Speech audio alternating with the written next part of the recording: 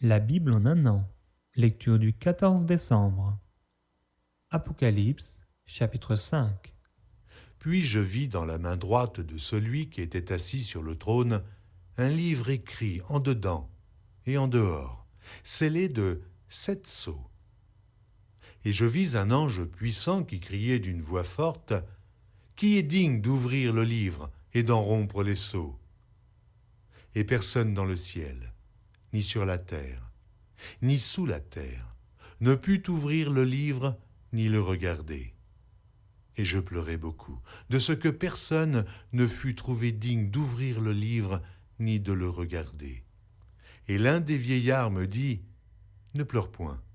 Voici le lion de la tribu de Juda, le rejeton de David, a vaincu pour ouvrir le livre et ses 7 sceaux. » Et je vis au milieu du trône et des 4 êtres vivants et au milieu des vieillards un agneau qui était là, comme immolé. Il avait 7 cornes et 7 yeux, qui sont les 7 esprits de Dieu envoyés par toute la terre. Il vint et il prit le livre de la main droite de celui qui était assis sur le trône. Quand il eut pris le livre, les 4 êtres vivants et les 24 vieillards se prosternèrent devant l'agneau, tenant chacun une harpe et des coupes d'or remplies de parfums, qui sont les prières des saints. Et ils chantaient un cantique nouveau en disant « Tu es digne de prendre le livre et d'en ouvrir les sceaux, car tu as été immolé et tu as racheté pour Dieu par ton sang des hommes de toute tribu, de toute langue, de tout peuple et de toute nation. Tu as fait d'eux un royaume et des sacrificateurs pour notre Dieu, et ils régneront sur la terre. » Je regardais, et j'entendis la voix de beaucoup d'anges autour du trône, et des êtres vivants et des vieillards, et leur nombre était des myriades de myriades et des milliers de milliers. Ils disaient d'une voix forte « L'agneau qui a été immolé est digne de recevoir la puissance, la richesse, la sagesse, la force, l'honneur, la gloire et la louange. » Et toutes les créatures qui sont dans le ciel, sur la terre, sous la terre, sur la mer, et tout ce qui s'y trouve, je les entendis qui disaient « À celui qui est assis sur le trône et à l'agneau, soit la louange, l'honneur, la gloire et la force au siècle des siècles. » Et les 4 êtres vivants disaient « Amen. » Et les vieillards se prosternèrent et adorèrent. Jonas, chapitre 1. Un jour, le Seigneur adresse cet ordre à Jonas, le fils d'Amittai. « Debout, va à Ninive, la grande ville. Tu menaceras ses habitants en disant « Le Seigneur en a assez de voir vos actions mauvaises. » Jonas se met en route, mais pour fuir à Tarsis, loin du Seigneur. Il arrive à Jaffa, là il trouve un bateau qui part pour Tarsis, il paye son voyage, puis il monte dans le bateau pour aller avec les marins à Tarsis, loin du Seigneur. Mais le Seigneur lance sur la mer un vent violent, et la tempête est si forte que le bateau risque de se casser. Les marins ont peur, chacun crie vers son Dieu. Ils jettent à la mer tous les objets qui sont dans le bateau pour le rendre plus léger. Pendant ce temps, Jonas est descendu au fond du bateau, il s'est couché et dort profondément. Le capitaine du bateau s'approche de lui et lui dit « Quoi ? Tu dors ? Mais lève-toi, crie vers ton Dieu. Il pensera peut-être à nous et nous ne mourrons pas. » Puis les marins se disent entre eux « Pour connaître le responsable du malheur qui nous arrive, tirons au sort. » Ils tirent au sort et le sort tombe sur Jonas. Alors les marins lui disent « Notre malheur vient de toi. Dis-nous, qu'est-ce que tu fais ici? D'où viens-tu? De quel pays? De quel peuple es-tu » Jonas répond « Je suis hébreu et c'est le Seigneur que j'adore, le Dieu qui est au ciel, celui qui a fait la mer et la terre. » Puis il leur raconte son histoire. Les marins ont très peur. Ils disent à Jonas « Qu'est-ce que tu as fait là ?» En effet, maintenant ils savent que Jonas fuit loin du Seigneur. Ils lui demandent « Qu'est-ce que nous allons faire de toi pour que la mer se calme autour de nous ?» En effet, les vagues montent de plus en plus.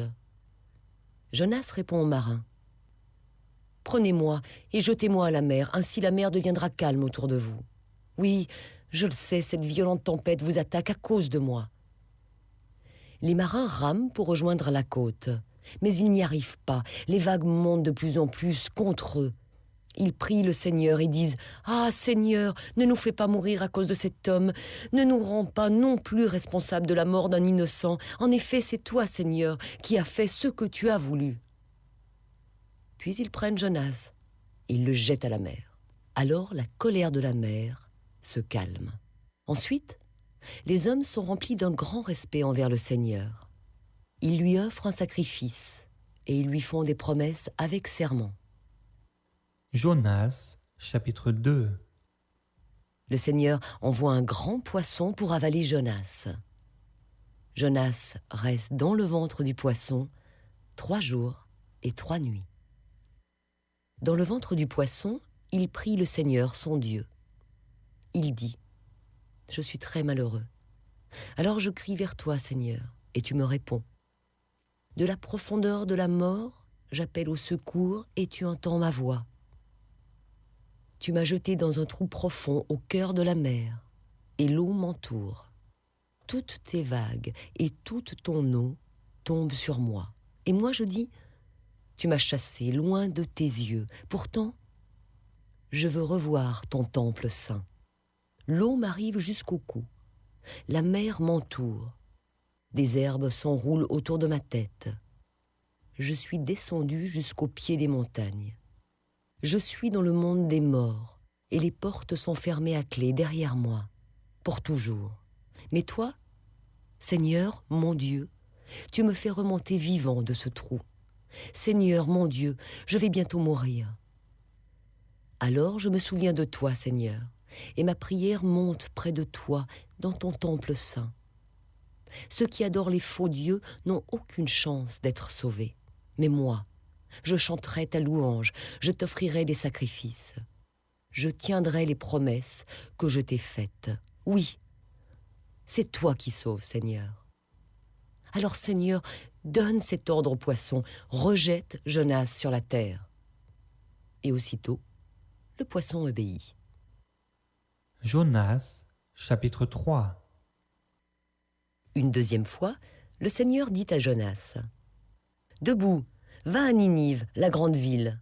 Annonce-lui le message que je te donne. » Alors Jonas se lève, il part. Mais cette fois, il va à Ninive, comme le Seigneur l'a demandé. Ninive est une ville extraordinairement grande. Il faut 3 jours pour la traverser. Jonas entre dans la ville, il marche pendant un jour entier. Il annonce aux gens, « Dans 40 jours, Ninive sera détruite. » Aussitôt, les gens de Ninive croient à la parole de Dieu. Ils décident de ne rien manger. Tous mettent des habits de deuil, les riches comme les pauvres.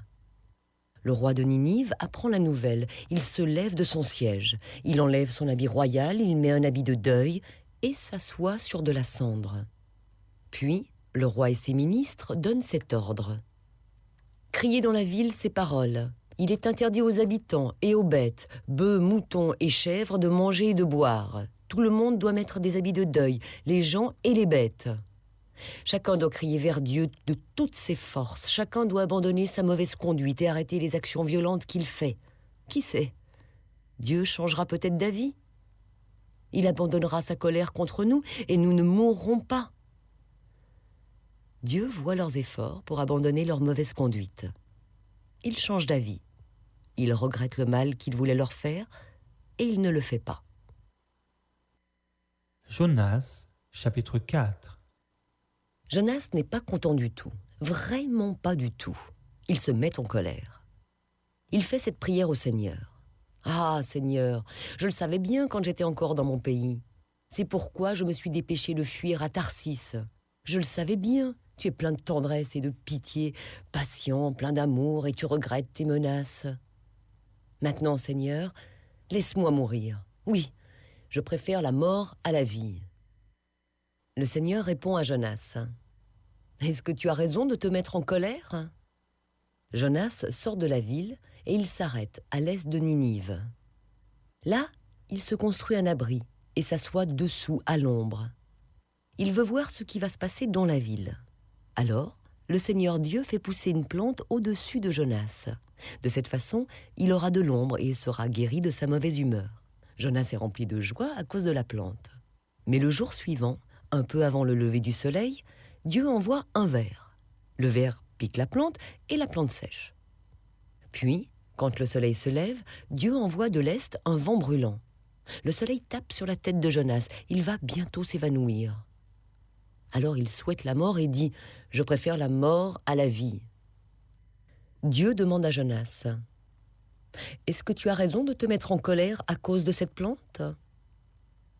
Jonas répond « Oui, j'ai bien raison de me mettre en colère et de souhaiter la mort. » Le Seigneur lui dit « Toi, tu as pitié de cette plante, pourtant elle ne t'a demandé aucun travail. Ce n'est pas toi qui l'as fait pousser. En une nuit, elle a grandi, en une nuit, elle a séché. À Ninive, il y a plus de 120 000 habitants qui ne savent pas ce qui est bon pour eux. Il y a aussi beaucoup d'animaux. Alors, est-ce que je ne peux pas, moi, avoir pitié de cette grande ville de Ninive ?» Psaume, chapitre 133. Cantique des degrés de David. Voici, oh qu'il est agréable, qu'il est doux pour des frères de demeurer ensemble. C'est comme l'huile précieuse qui, répandue sur la tête, descend sur la barbe d'Aaron, qui descend sur le bord de ses vêtements. C'est comme la rosée de l'Hermon qui descend sur les montagnes de Sion. Car c'est là que l'Éternel envoie la bénédiction, la vie pour l'éternité. Proverbes, chapitre 29, versets 26 et 27. Beaucoup de gens recherchent la faveur de celui qui domine. Mais c'est l'Éternel qui fait droit à chacun. L'homme inique est en abomination au juste, et celui dont la voie est droite est en abomination aux méchants.